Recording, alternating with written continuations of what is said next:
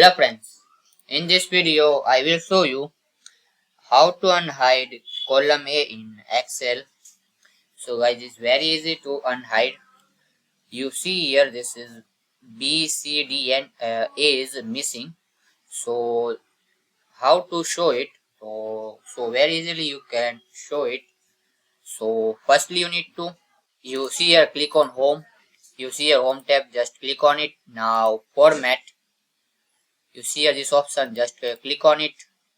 And here you see this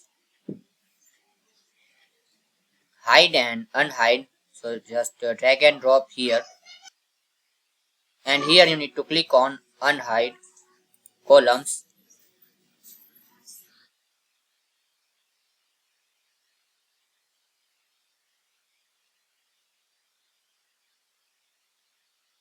Firstly select here, you need to click on here select, and now you can try.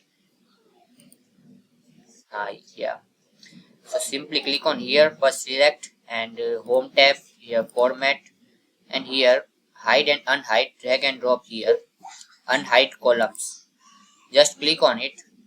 So this way you can very easily unhide column A in Excel. So thanks for watching this video.